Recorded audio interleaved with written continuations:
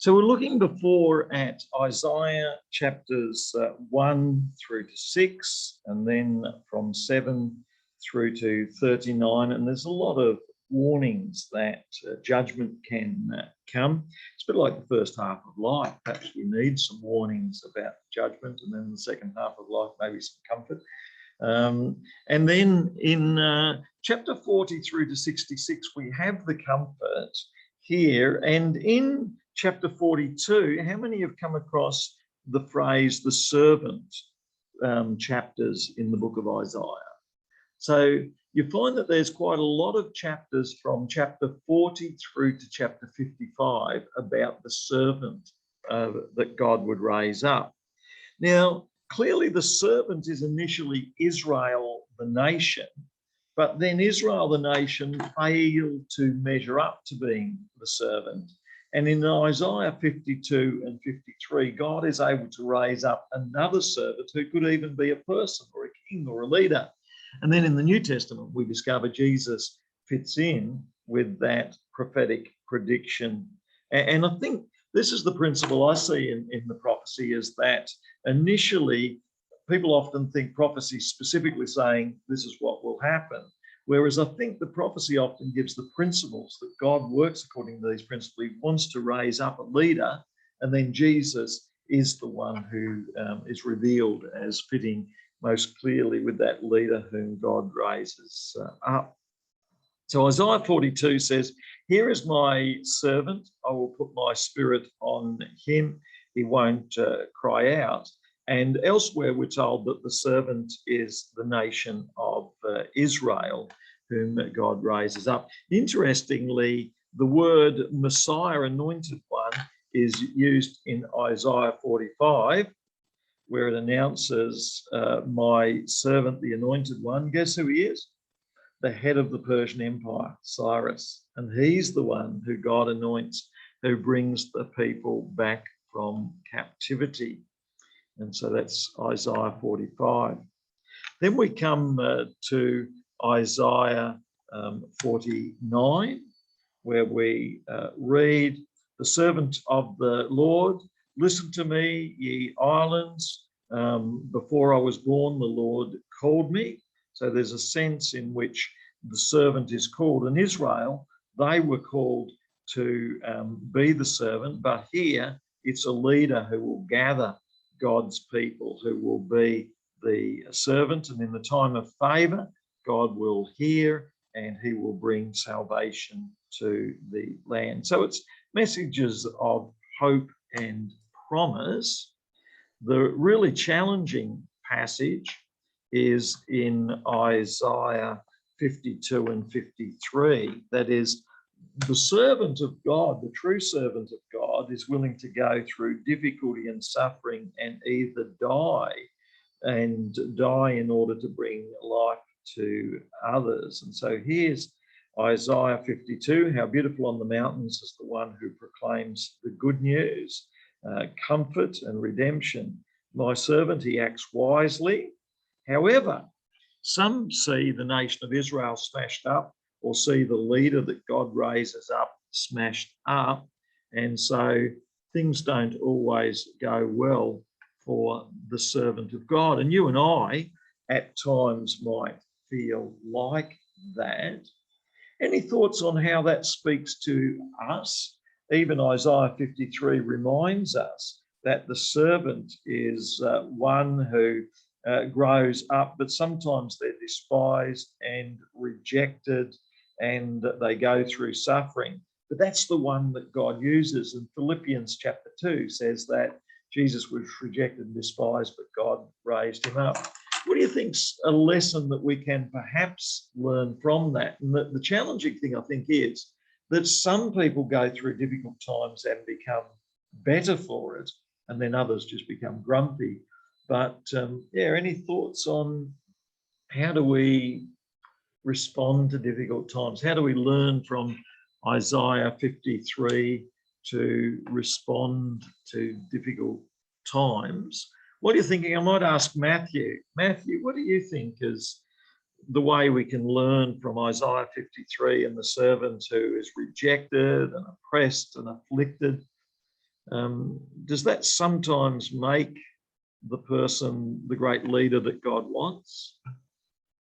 Yeah, well, I think could be some prerequisites in what true servanthood is, in a truly sacrificial sense. Mm. So it helps sort of define that true sense of leadership or servanthood. You know, it's a very paradoxical view of it. And leadership's very paradoxical too, isn't it? That is, in order to lead, you have to be humble, you have to have a sensitivity for others. Leadership's not just about trumpeting the direction forward. It's about taking responsibility for all other people. Yeah. Jade, any thoughts on suffering and servanthood? Oh, sorry, I think I missed the whole lead up to this question. Yep. No, that's fine. Any thoughts here amongst suffering and servanthood? Can we become better leaders through a bit of suffering?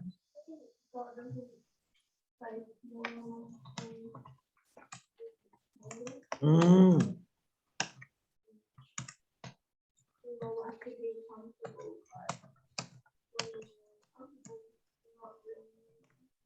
Mm.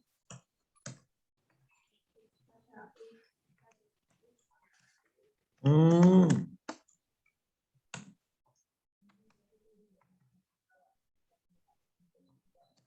Mm.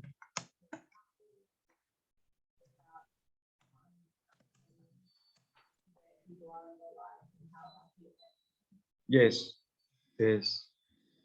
Excellent. That's so well said.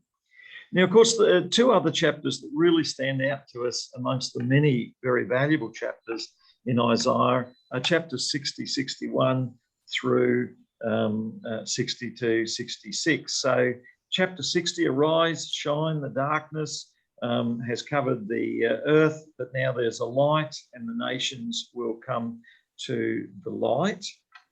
And then if we go on to chapter 61, we see in the next chapter, the Spirit of the Lord comes upon the servant of God. The Spirit of the Lord is upon me. The Lord has anointed me to proclaim good news to the poor, to bind up the brokenhearted. And this fits with what you were saying about this sensitivity of what's it mean for other people to be broken, to be captive, to be prisoners, to be suffering. And so a comfort is able to come to build the people up. So that's a brief overview of some of the features of Isaiah. You can see metaphors there, you can see types, examples there. I'd like to now go to Ezekiel as another Old Testament book. Again, the Bible Project has a wonderful introduction to Ezekiel, if you want to watch that. Now, Ezekiel is born at a time when the Babylonians attack and they take some of the people off captive, and they go to in captivity to Babylon.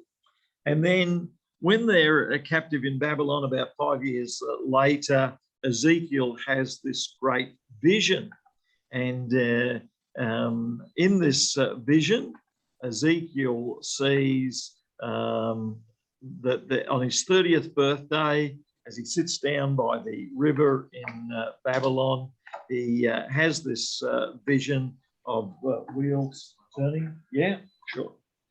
And let's turn now to the book of Ezekiel.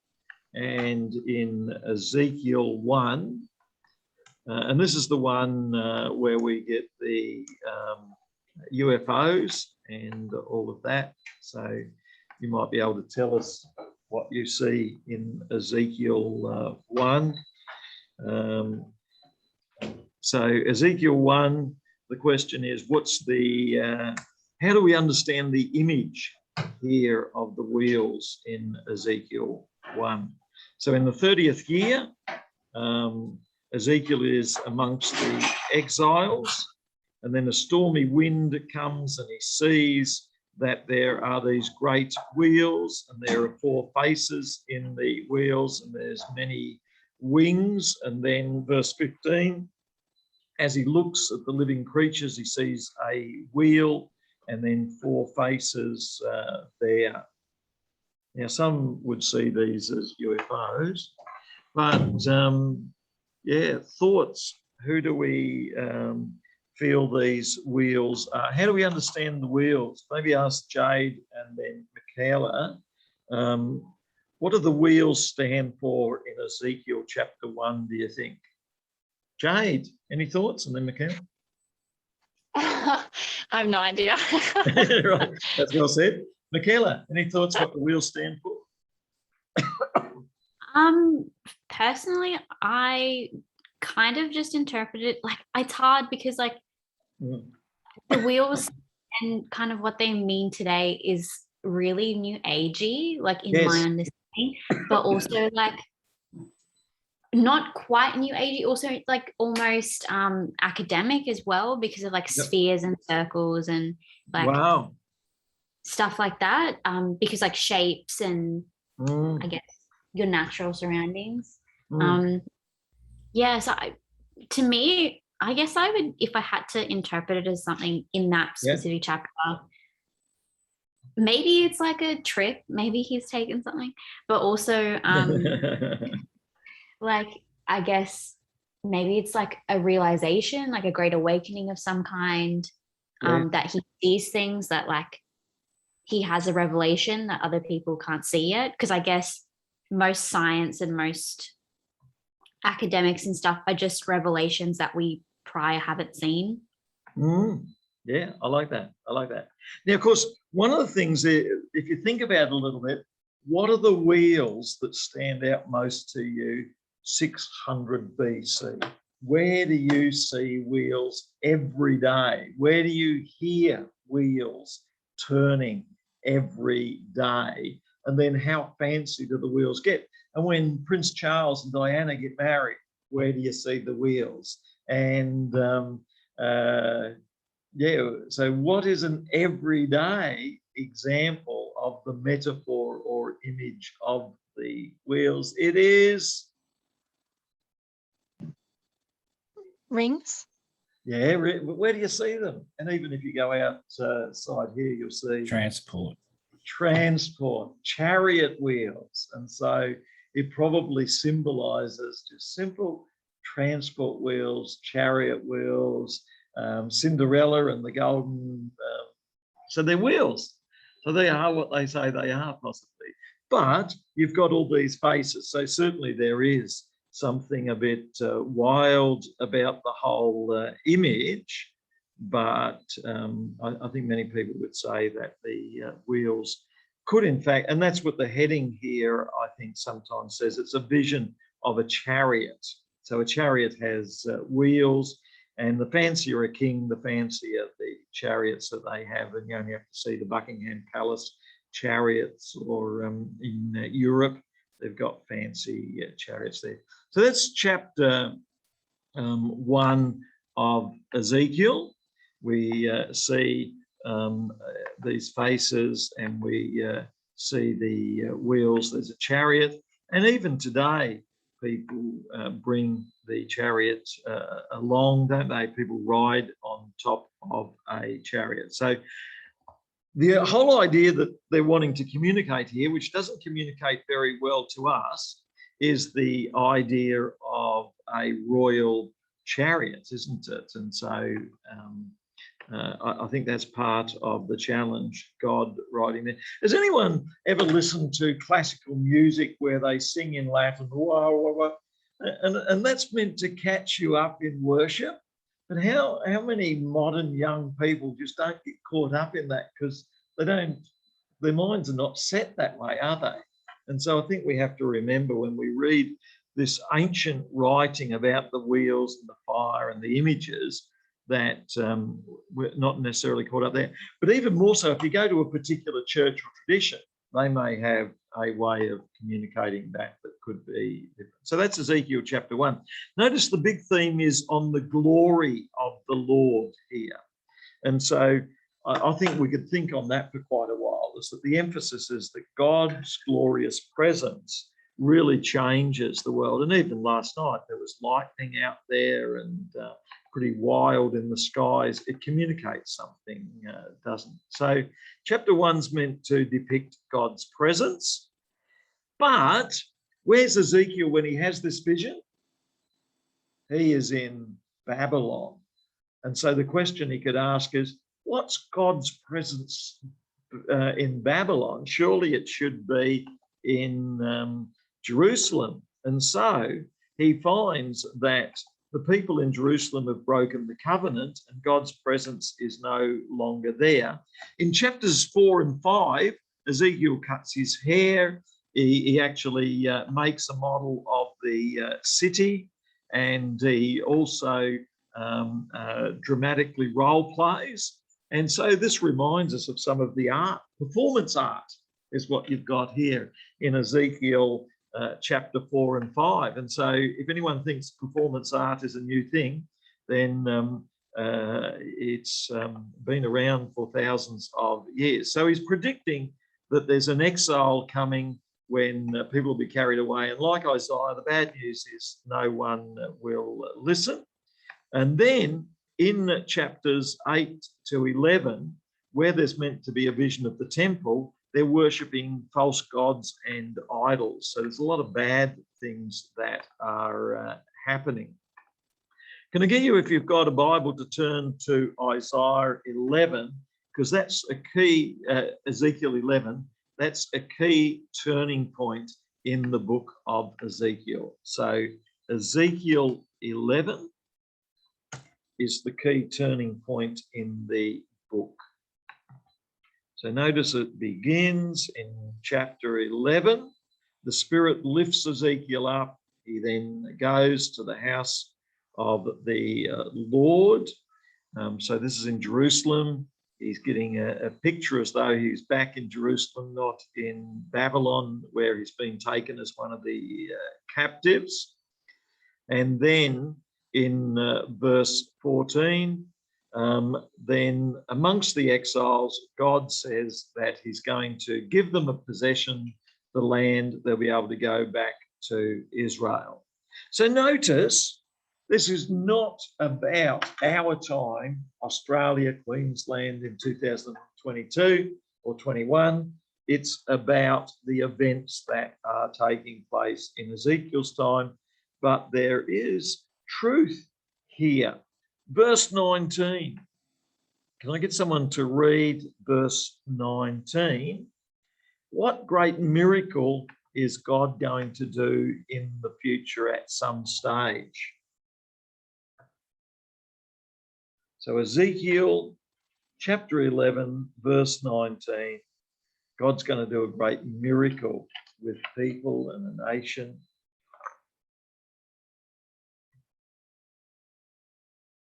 So can Jade or Michaela see Ezekiel 11:19?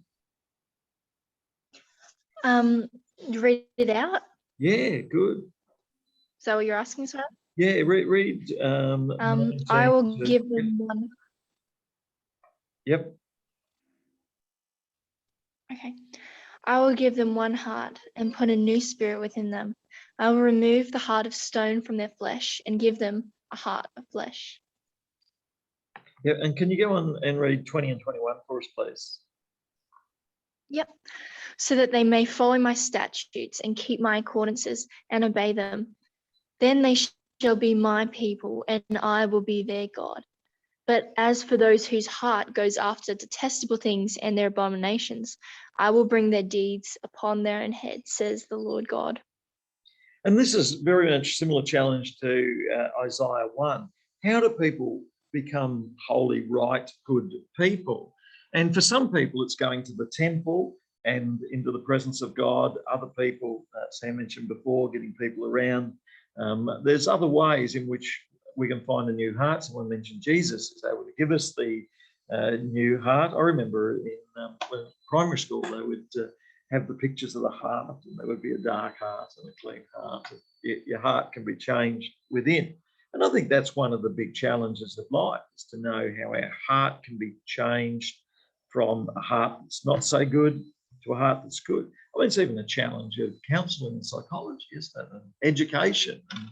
And James K.A. Smith has said education should be education of the heart, not just of knowledge.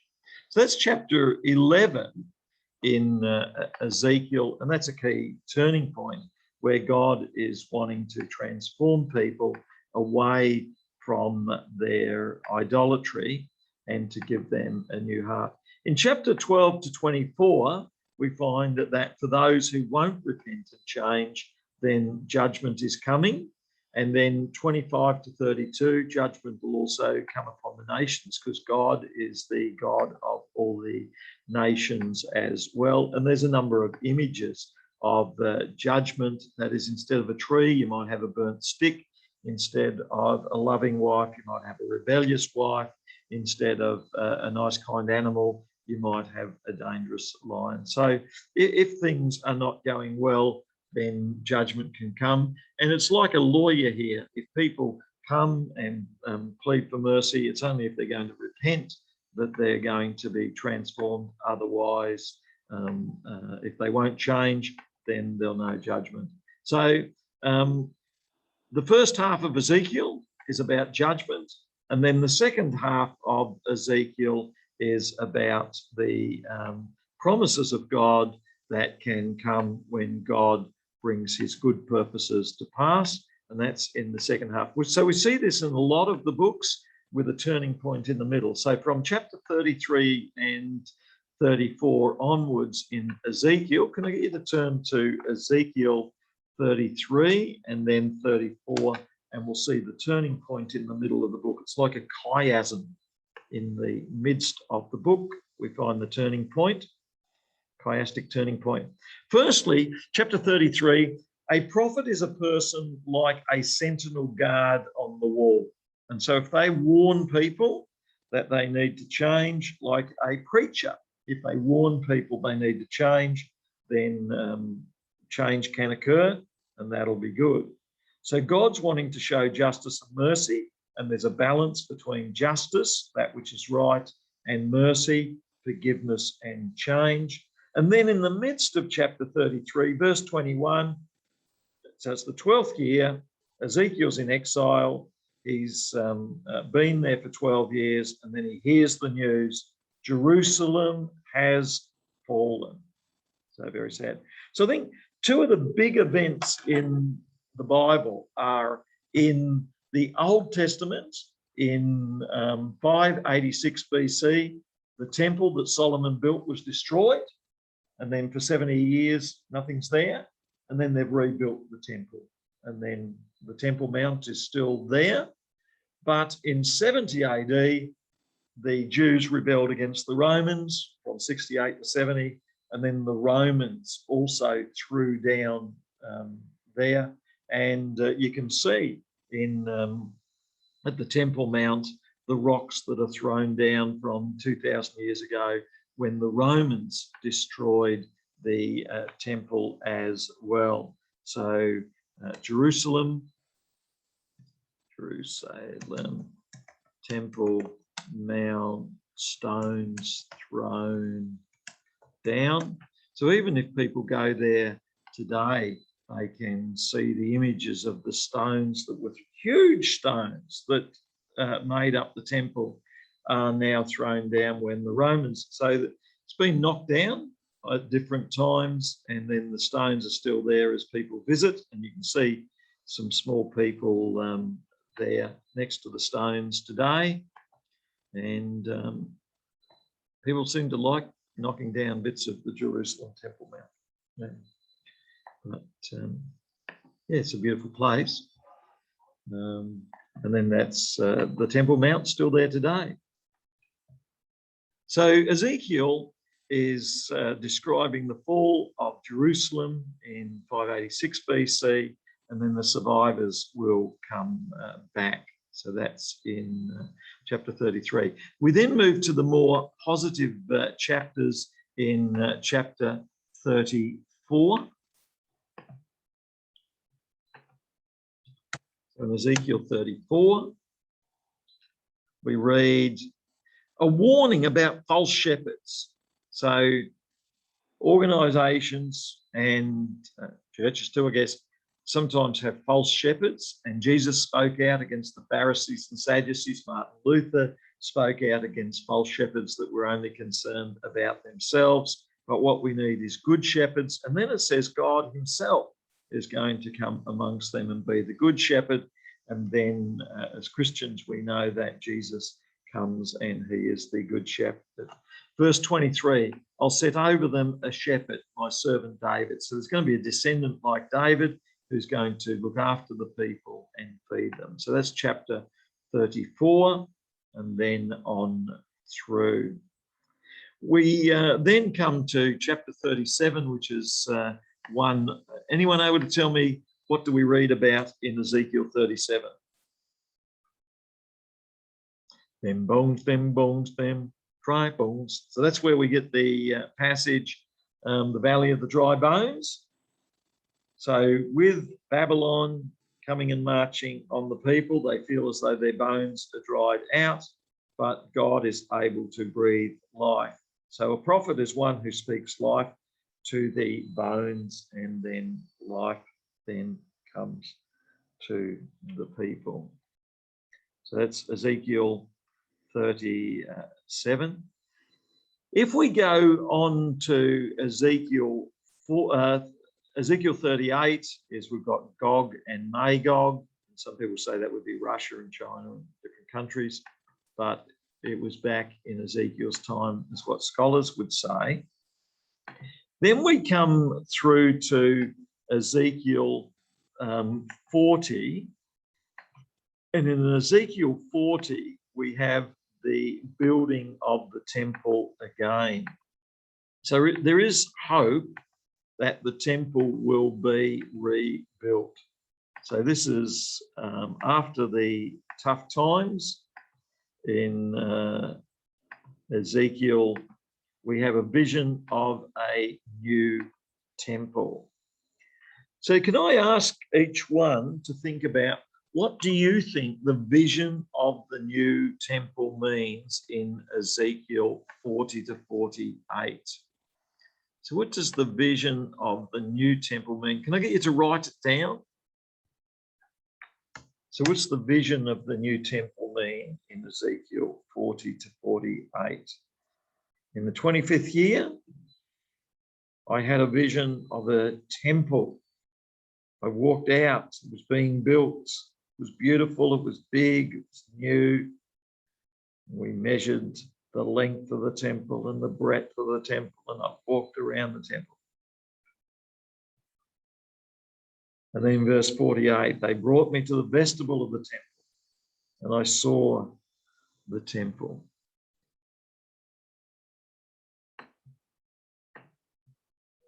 Can I ask, Michaela, your thoughts on what the temple might mean when Ezekiel gets a vision of the new temple? Any thoughts, Michaela? My immediate thought was restoration. Yeah. Like a new birth for like, it doesn't even have to be literal. Yep. Like it's representative of the nation. Yep. Like a strengthening.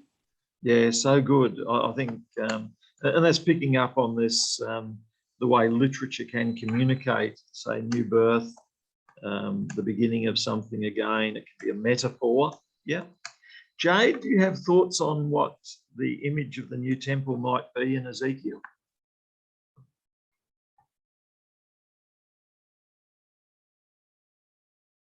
And while we're waiting there, Matthew, do you have thoughts on what the image of the temple might be, just in a sentence or two? Well, I've just got a note in my book here that says that it's the temple city rendered sensational. And, you know, earlier on in the book talks about a new heart, a new heart in them. So, and then you've got in the Gospels, you know, our bodies are a temple unto the Lord. So it's alluding to something that's not temporal. And certainly the Apostle Paul in 1 Corinthians chapter 3 and 6 speaks about our bodies being the temple, because in Athens and many places that Paul went to, Ephesus, they had temples where they'd gather as a meeting place with God. And Paul says, your body is the temple. So each one of us, that's where God's presence can come. And then beyond that, it can be the body of believers, which could be a church body or a community body, can be where God's presence dwells. Asking the members of my class in the building, thoughts what the temple could mean? I'm thinking maybe it could mean that God rules and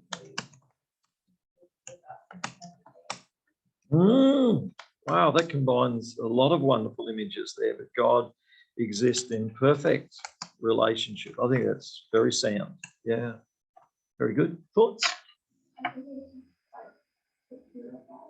Yeah.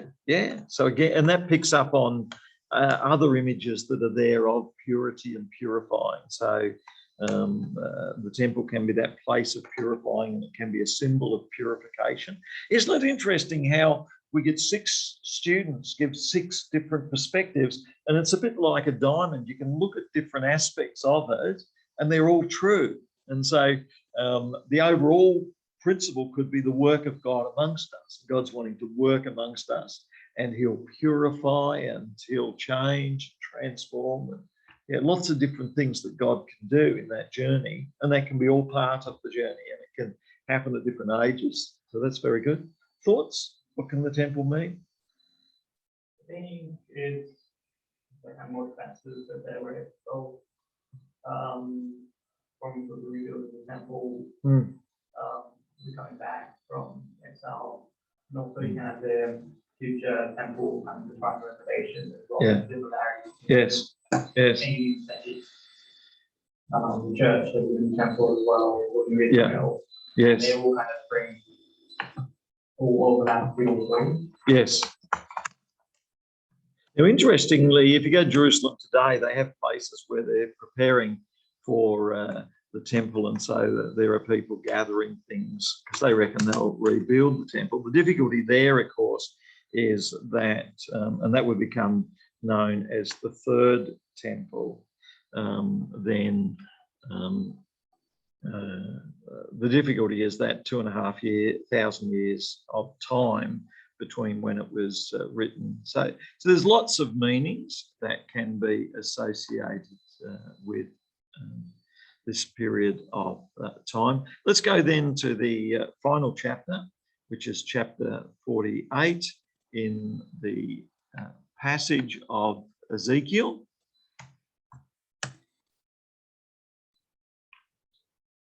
And so we see in these are the tribes that are going to be gathered, and then they'll gather around the temple. So there is this hope of restoration, hope that the city will be rebuilt, that the gates will be rebuilt.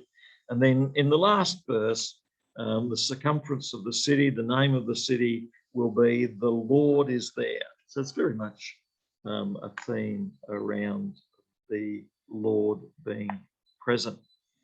Can I get everyone to write down then? We've had a look at Isaiah, we've had a look at Ezekiel, we've talked a bit about prophecy. Can I get people to write down what's some thoughts that have stood out to you that are interesting and valuable in looking at prophecy today? So looking at prophecy in this lesson in the last 2 hours. Can I get everyone to write down what are some things that have stood out to you in regards to understanding prophecy from our class that we have had today? And then we'll pull it all together in the last half hour. But things that have stood out. Maybe we'll ask Matthew first. What stood out to you today, Matthew? So we're looking at literature, but today we've looked at prophecy, of which there's a lot of prophetic writing in the Bible and in the Old Testament in particular. Matthew, what are some things that have stood out today in today's class? That it spans Israel's history. It's very much connected to their political, religious space. That seems broad, doesn't it? That the broad space of politics, community, but also it can be individual. And that's quite broad, that the prophets would speak to both the kings and the communities, but also they speak to individuals. Yeah. Michaela, what stands out to you, and then Jade, from today's class? That for me, it was that literal interpretation of prophecy strips the fullness of its intent or meaning, or it can. Yeah, that's right. I think that's a very important point, is that the so-called literal can strip the real meaning, or the deeper meaning, or the bigger meaning. For instance, we could say, wash yourselves and be clean, and some would take that literally and wash, but that doesn't necessarily make their hearts and minds clean, does it? So literal interpretation doesn't actually do all that needs to be done. And a literal interpretation, say, of Antichrist doesn't deal with all the Antichrist pressures that are out there in society and in church, just trying to find a literal one Antichrist. Yeah, is that sort of fit with what you're saying there? Yeah. Yeah, I think it is. Yeah. And Jade, your thoughts on what stands out today? Well, I think, I don't know, I'm still a little bit like wary about hearing people's interpretation of prophecy, and maybe I must admit I've been in and out a little bit during this class, having a little bit of difficulty with my internet and that, but I've heard some people use verses from, you know, Isaiah and other places, and just really, in my opinion at least, take it out of context and make it into a meaning that I don't think is even, you know, from the context at the time, nor really any relevance to the context now or Jesus' time, you know. And I guess you said before, prophets aren't only like a foretelling, you know, telling the future kind of thing, but also just delivering the message of God. And I think our imagination of what a prophet is and what they do really, like, our imagination of it really centers around the telling of the future stuff. That's so true, isn't it? This attempting to tell the future can miss out the fourth telling, you know, the word of God, which is the wisdom of God, the warnings of God, the hope of God. All of this is forth telling, rather than saying on such and such a date, such and such an event will happen. And again, that can miss out on the truth that's there for wanting to describe what's there, reducing it. Yeah. Thoughts? What stood out today? That it doesn't really matter, like, the historical context at the end of the day, still relevant. Because the words themselves are alive, aren't they? They speak to us. So the historic context is not the only thing, but it's the life in the words, it's the hope in the words. And I think Paul Ricoeur, with his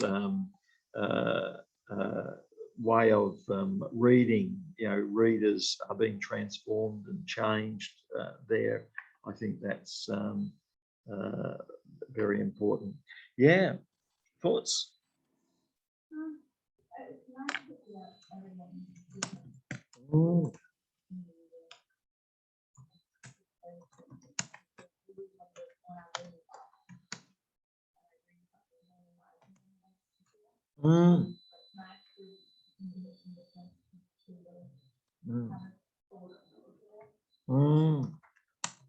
So it's a communal reading, and I think, yeah.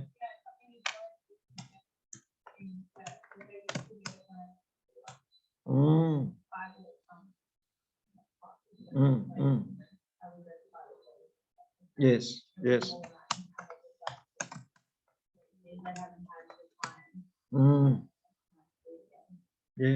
that's great. Love that. Thoughts? What's about?